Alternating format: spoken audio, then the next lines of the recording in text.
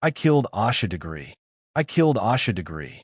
These words, slurred, broken by sobs, spoken by a drunk teenager at a house party somewhere in North Carolina. Mid-2000s. Music pounding. Red cups everywhere. People laughing, dancing, oblivious. And in the middle of it all, a girl. 16, maybe 17. Mascara running down her face. Completely falling apart. I killed Asha Degree. She said it again. And again. Someone grabbed her. Hard. Told her to shut the fuck up. The room went quiet for a moment. Then the music swallowed it up. And everyone went back to their drinks. These words were spoken in the mid-2000s. At a house party. In front of witnesses. But nobody reported them. Until 2024. By the end of this video, you'll understand why this confession might finally solve a 25-year mystery. Shelby, North Carolina. Population, 20,000. The kind of town where everyone knows everyone. Where children play outside. Where doors are left unlocked. February 14th, 2000. Valentine's Day. 9-year-old Asha Degree. 4th grader. Shy. Responsible. A good student who loved basketball and was afraid of the dark. That night, Asha went to bed early after her parents watched her and her brother do their homework. Everything was normal. But sometime between 2:30 and 4 o'clock in the morning, Asha got out of bed, got dressed, packed her backpack, and walked out into a storm. At 4:15 a.m., a trucker driving along Highway 18 saw something that made him double-take. A small figure. A child. Walking alone on the side of the highway in the pouring rain. He drove past. Then his conscience kicked in. He turned around to check on her. But when his headlights found her again, she ran. Into the woods. Into the darkness. Into thin air. Another driver saw her around the same time. Same highway. Same little girl. Same rain. Both witnesses were certain. It was a child. She was alone. And she was running from help. By sunrise, Asha was gone. Vanished. The massive search began immediately. Hundreds of volunteers. Search dogs. FBI. Helicopters. They found her pencil and hair bow near the highway shed she may have taken shelter in. But they never found Asha. Days became weeks. Weeks became months. Months became years. Her parents, Aquila and Harold, never stopped searching.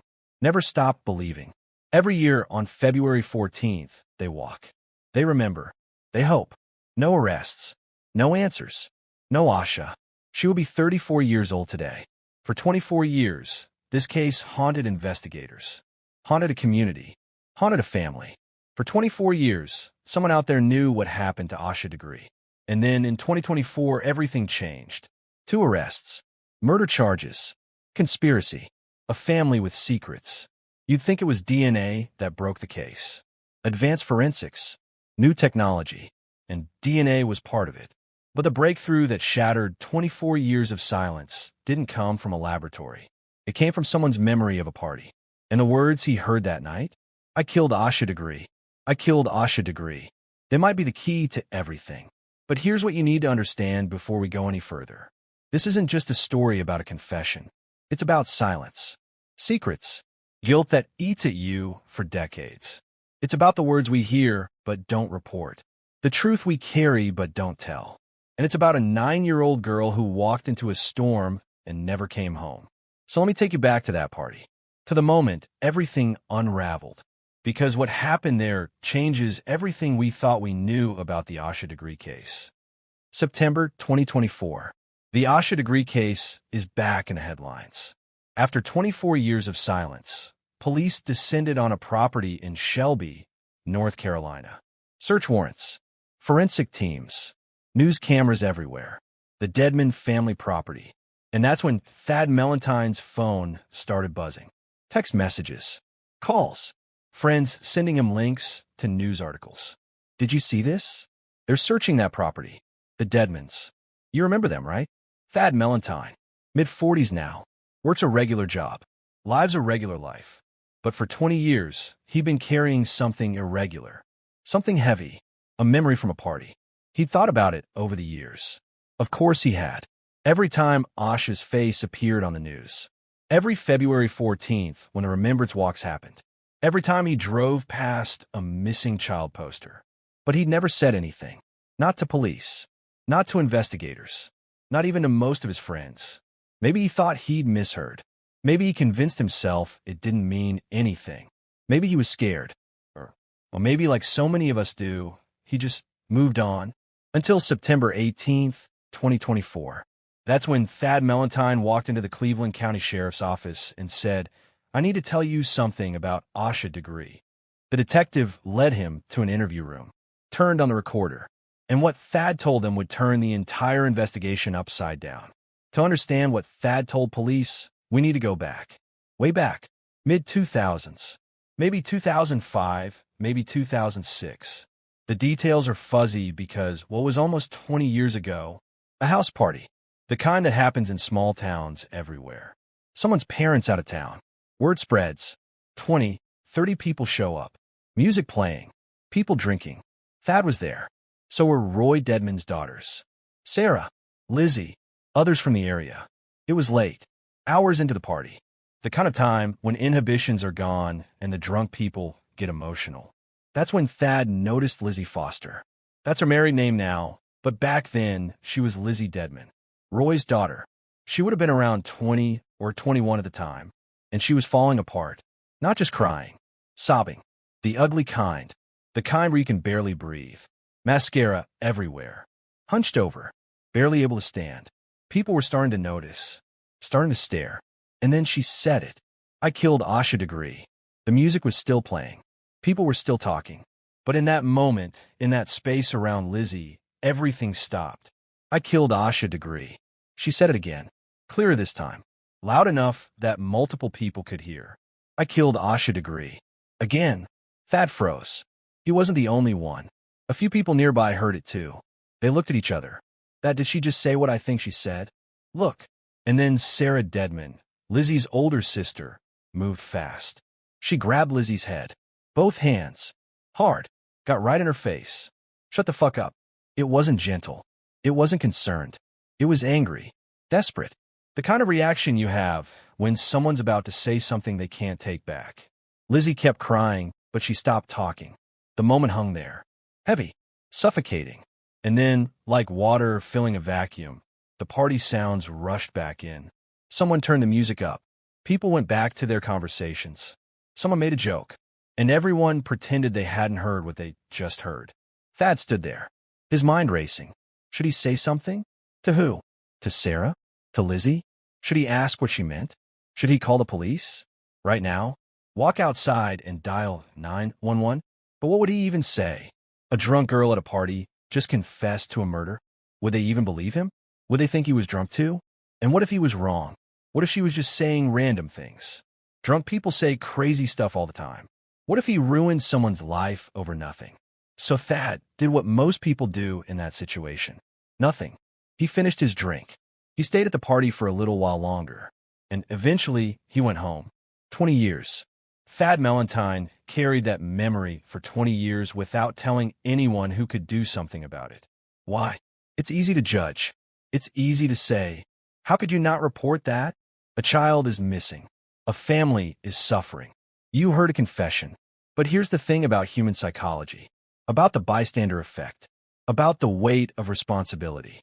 When something shocking happens, especially in a group setting, we look around to see how other people are reacting. If nobody else is freaking out, we assume it must not be that serious. That night, after Sarah silenced Lizzie, everyone went back to normal. The party continued. Nobody called the police. Nobody seemed alarmed. So Thad's brain probably told him, if it was really that serious, someone else would have done something. Diffusion of responsibility. It's a real psychological phenomenon. The more people who witness something, the less likely any single person is to take action. Add alcohol to the mix. Add the passage of time. Add doubt. Add fear of being wrong. And maybe, deep down, add the fear of what happens if you're right. Because reporting this doesn't just mean calling a tip line. It means getting involved in a murder investigation. It means testifying. It means having your name in the papers. It means potential retaliation from people who might be dangerous. So ask yourself, honestly, would you have reported it? Standing in that room, with drunk people everywhere, having just heard something that didn't make sense, would you have been the one to pick up the phone? Most people want to say yes. But statistically, most people don't. Thad didn't. Not for 20 years.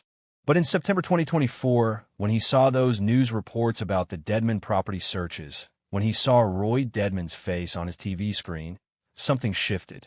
Maybe it was guilt. Maybe it was a sense of duty. Maybe he realized that this information might actually matter now. So he came forward. He told police everything, and they gave him a polygraph test. The questions were straightforward. Did you hear Lizzie Foster say she killed Asha Degree?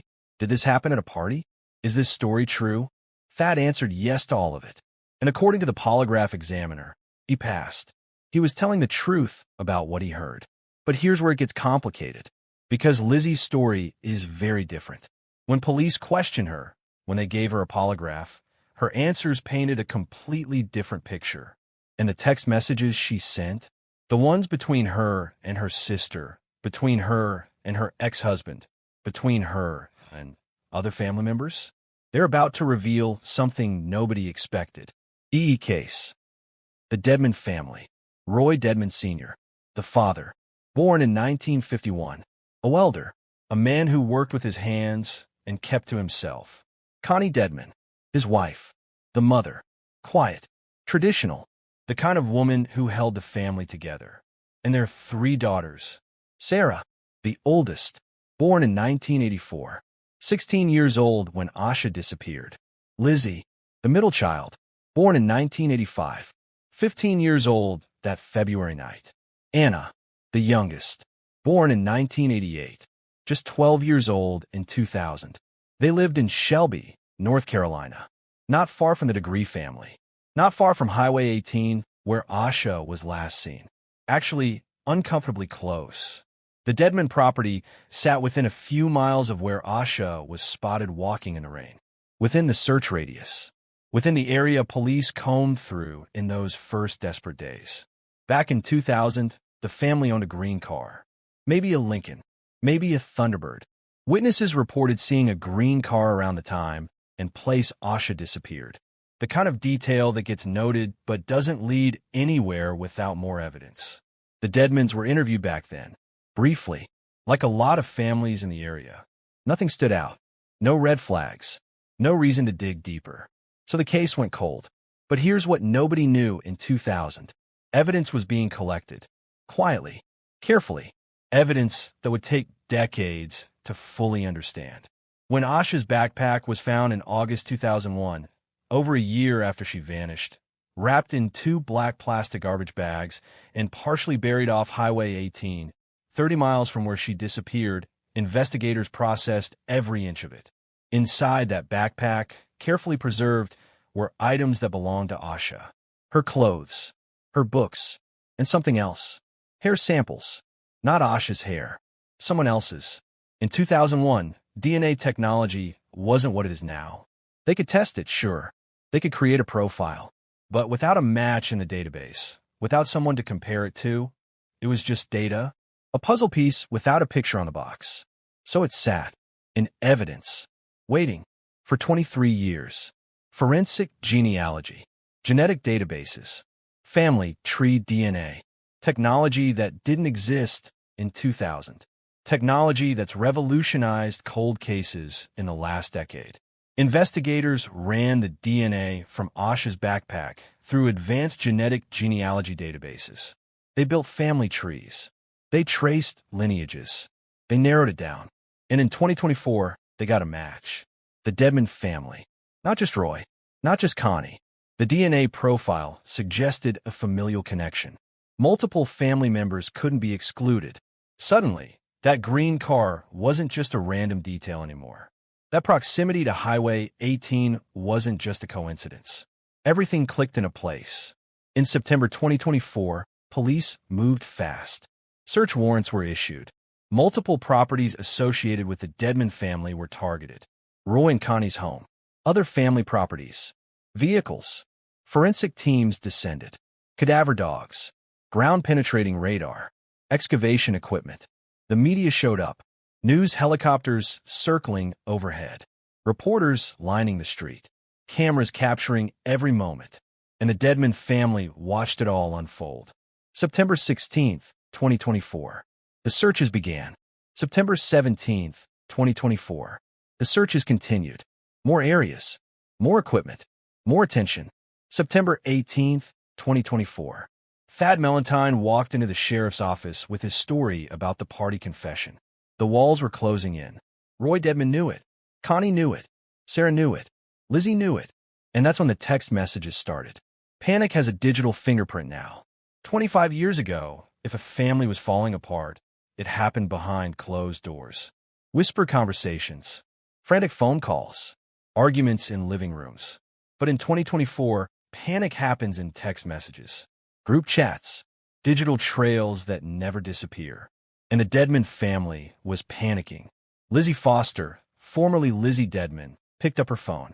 Her hands are probably shaking. And she texted her ex-husband, "I caused this." 3 words. I caused this.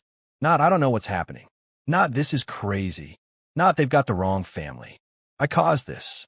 Her ex-husband must have stared at that message. What do you even say to that? What does it mean? But Lizzie wasn't done. More messages. To her sister Sarah. To other family members. The kind of messages someone sends when their world is collapsing. What's going to happen to me since I wouldn't talk to them? She's scared. Terrified. The police want to interview her, and she's refusing. And she knows that makes her look guilty. I'm afraid it's going to get worse. It's already bad. But Lizzie can see where this is going. She knows what's coming. The family group chat was chaotic. Messages flying back and forth. Questions nobody wants to answer. Accusations nobody wants to make. And then Lizzie sent the message that would define everything. If my dad did it, he did it, but I had nothing to do with it. Read that again. If my dad did it, he did it, but I had nothing to do with it. Not my dad didn't do it. Not we're innocent. Not this is all a mistake. If my dad did it. She's not denying her father's involvement. She's distancing herself from it. Between Sarah and Lizzie, the messages got even more specific. Sarah and Lizzie had always been close. Just a year apart. They grew up together, shared secrets, protected each other. And now, one of those secrets was about to destroy them both. Lizzie texted Sarah about the investigator's theory, about what the police thought happened. The theory is I did it. Accident. Covered it up. An accident. Not intentional. Not planned. Not murder in the traditional sense.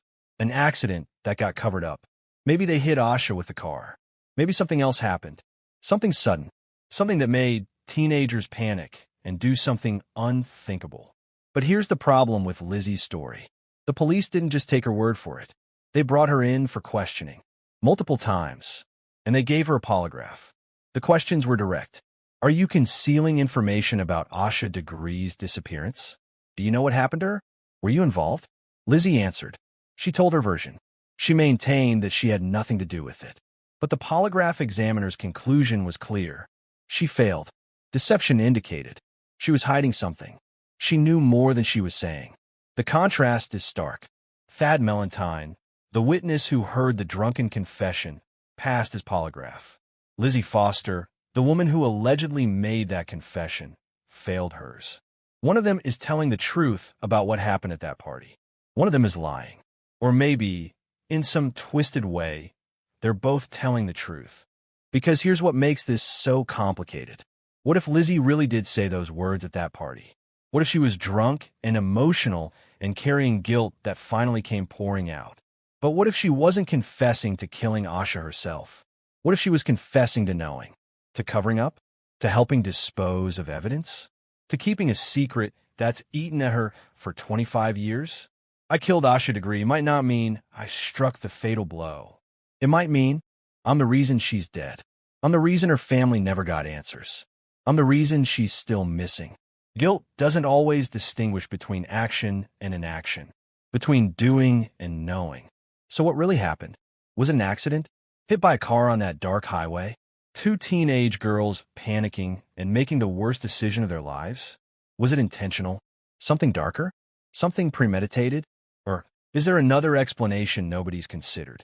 Something that involves Roy Dedmon? Something that his daughters discovered and have been protecting him from for 25 years?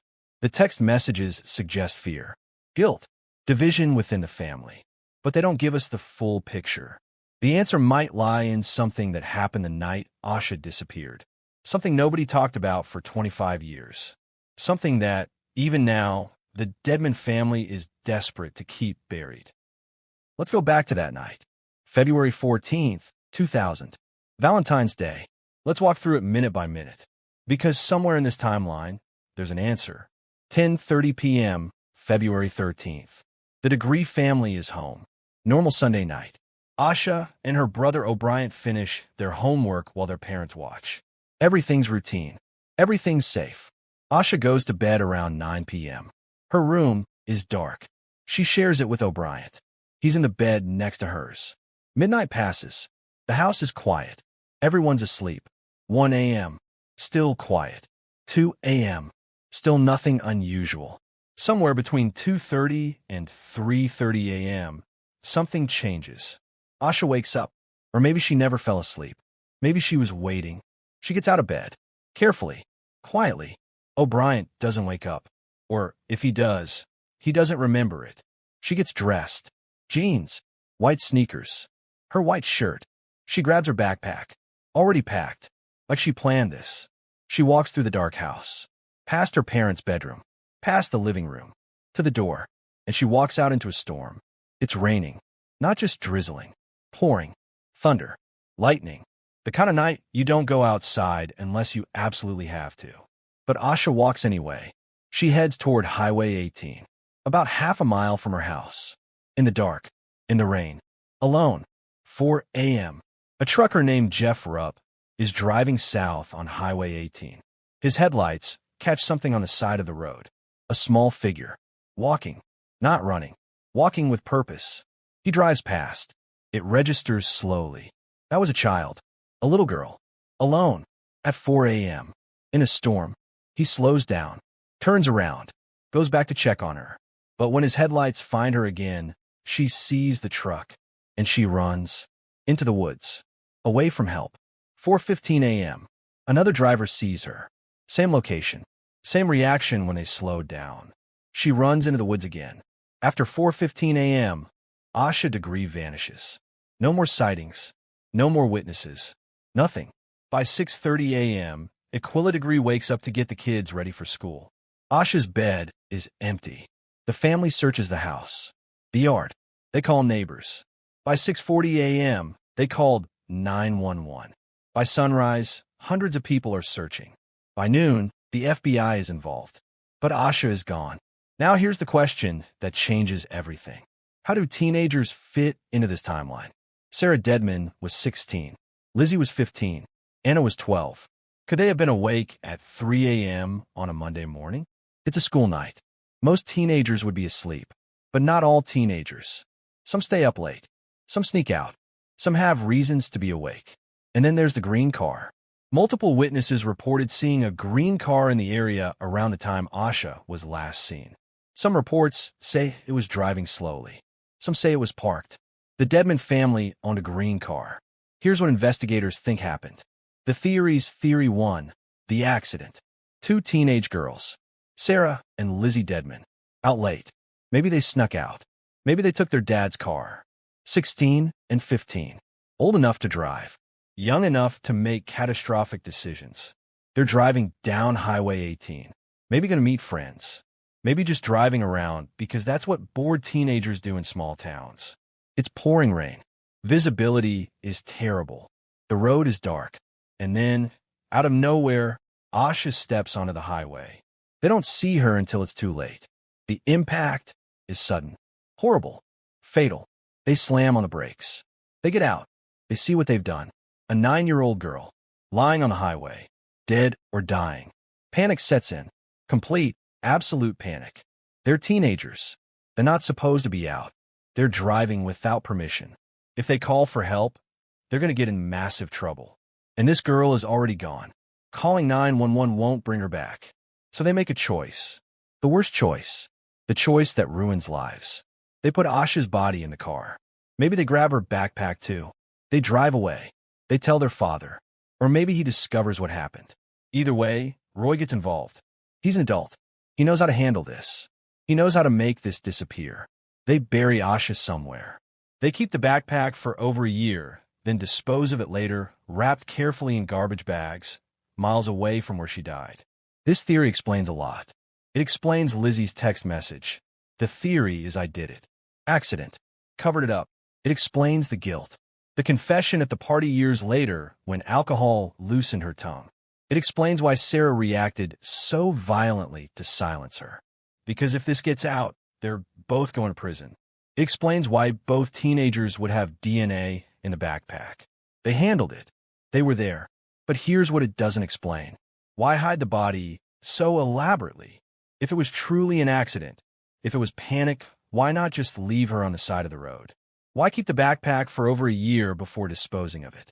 And most importantly, why was Asha out there in the first place? Why did she leave her house at 3 a.m. and walk into a storm? Theory 2. The lure. What if it wasn't an accident? What if Asha left her house because someone convinced her to? Think about it. Asha was shy, afraid of the dark. She wouldn't just walk out into a storm for no reason. But what if someone told her to? Someone she trusted? Teenage girls might have seemed safe, non-threatening. If Sarah or Lizzie or even Anna had befriended Asha somehow, maybe through church or school or community events, Asha might have trusted them. Maybe they told her to meet them, told her it would be an adventure, told her to bring her backpack. Maybe they promised her something, or maybe they manipulated her with fear. Your family's in danger. You need to come with us. So Asha leaves. She walks to the meeting point. Highway 18. The green car is waiting. But something goes wrong. Maybe Asha gets scared. Maybe she realizes this isn't right. Maybe she tries to run. The truckers see her. She's not walking calmly. She's trying to get away.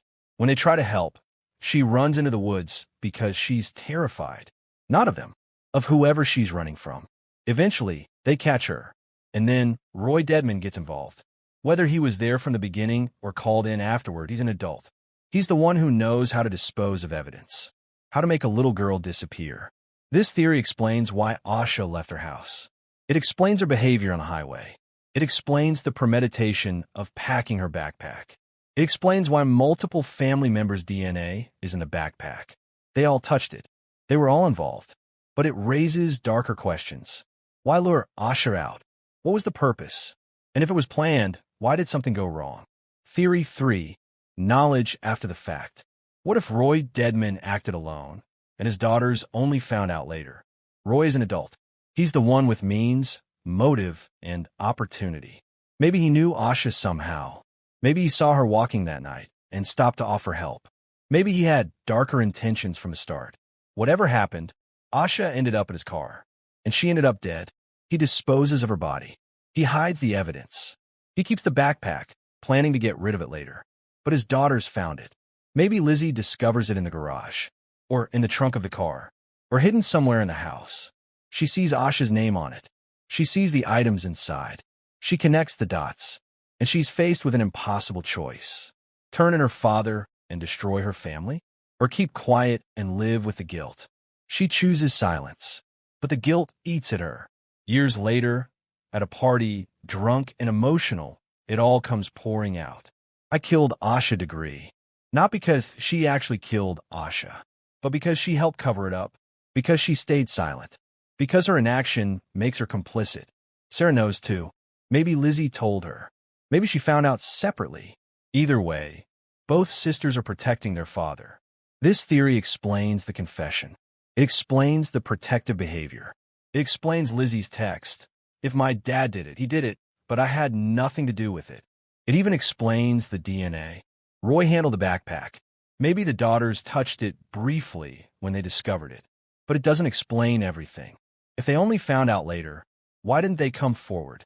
Why protect someone capable of killing a child? Theory 4. The grooming network. This is the darkest theory. The one investigators might not want to say out loud until they have concrete proof. What if this wasn't about one family? What if multiple people were involved? What if Roy Dedmon was part of something bigger? A network. People who exploit children. The teenage daughters could have been used to gain Asha's trust. Young, friendly, non-threatening. The perfect lure. Roy orchestrates it. Maybe others are involved too. People in the community. People nobody would suspect. Asha is targeted, groomed, possibly over time through seemingly innocent interactions. Convinced to leave her house. Something goes catastrophically wrong. Maybe Asha fights back. Maybe she threatens to tell. Maybe the situation spirals out of control. She's killed. The network scrambles to cover it up. This explains multiple DNA samples. Multiple people handled evidence. Multiple people were present. It explains the elaborate cover-up. The disposed backpack. The hidden body. This wasn't amateur panic. This was calculated. It explains why no one has talked. Networks like this rely on mutual, assured destruction. Everyone is dirt on everyone else. No one can come forward without implicating themselves. But here's the problem with all four theories. There's one piece of evidence that doesn't fit any of them perfectly. The backpack. August 2001. Over a year and a half after Asha disappeared. A construction crew is working along Highway 18, about 30 miles north of where she was last seen.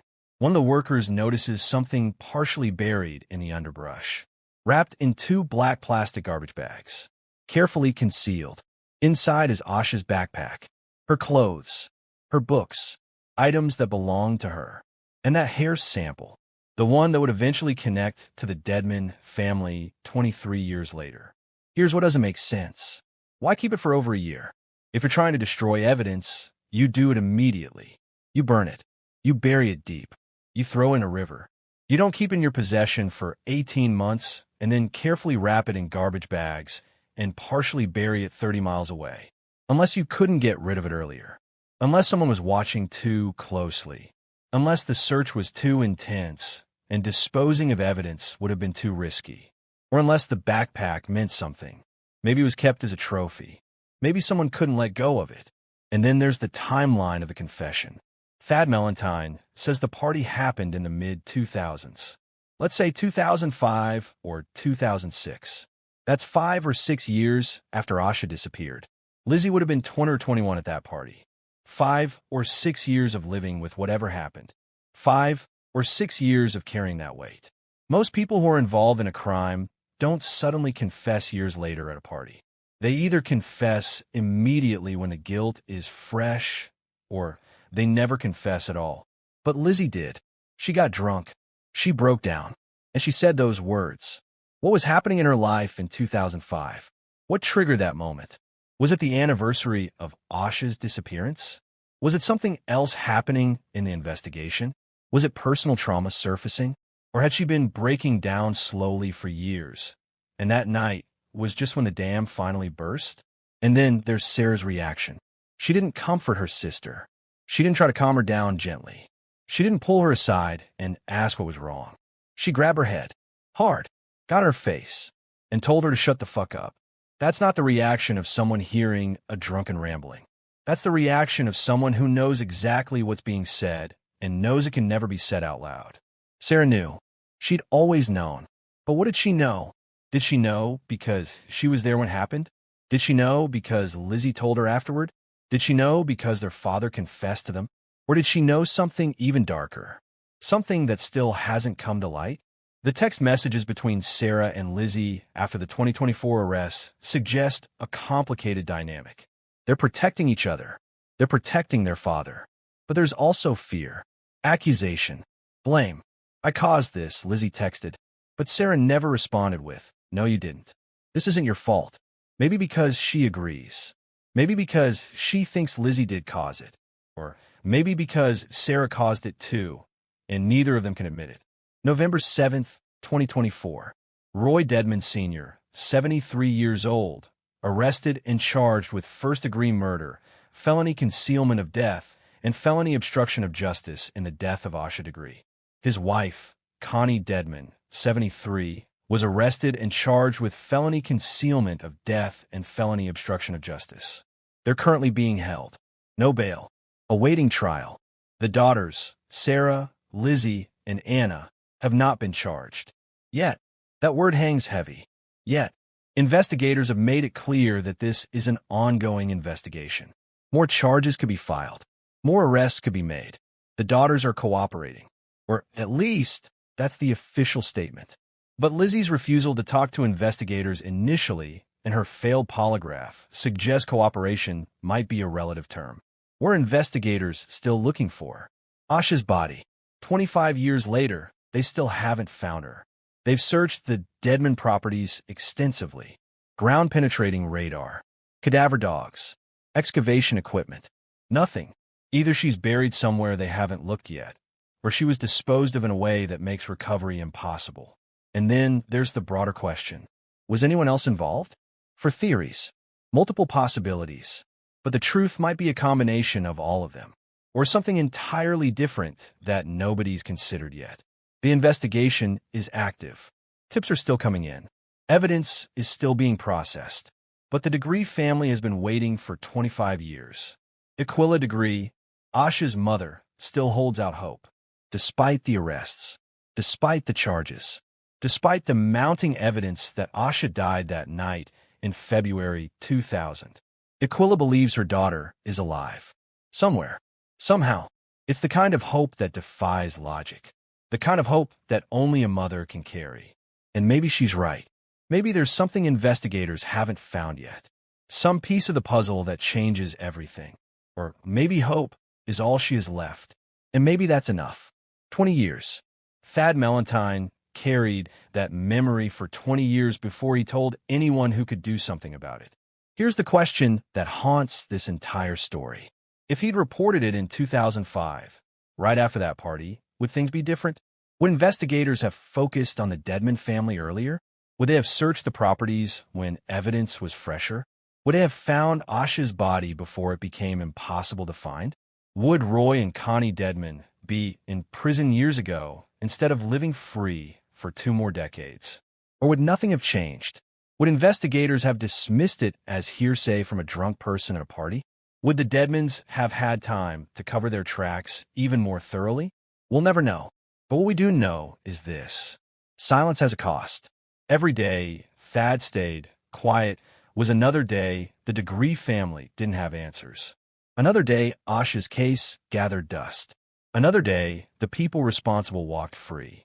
He carries that now. For the rest of his life, he'll carry the weight of those 20 years. But here's the uncomfortable truth. He's not the only one. Someone else at that party heard what Lizzie said. Multiple people were close enough to hear, and they stayed quiet too. Maybe someone in the Dedmon family knows where Asha is buried. Maybe someone outside the family knows something, saw something, heard something, and they're staying quiet. Right now, today, as you're listening to this, someone is carrying a secret about Asha Degree. A secret that could bring closure to a family that's been suffering for 25 years. A secret that could finally let a little girl rest in peace. And that person is choosing silence. Maybe it's fear. Maybe it's loyalty. Maybe it's guilt. Maybe it's self-preservation. But somewhere, someone else might be carrying a secret too. And the question is, how long will they wait before they speak? If you know something, anything about what happened to Asha Degree, now is the time to speak up. The Cleveland County Sheriff's Office is still investigating. The FBI is still involved. This case is active, and tips are still coming in. You might think what you know is too small to matter. Maybe you saw something that night in February 2000. Maybe you heard someone say something years ago that didn't make sense at the time. Maybe you know about a location that hasn't been searched yet. Even small details matter. An offhand comment at a party changed this entire investigation 20 years later. Imagine what your information could do. The FBI tip line for the Asha Degree case is 1-800-CALL-FBI. That's 1-800-225-5324.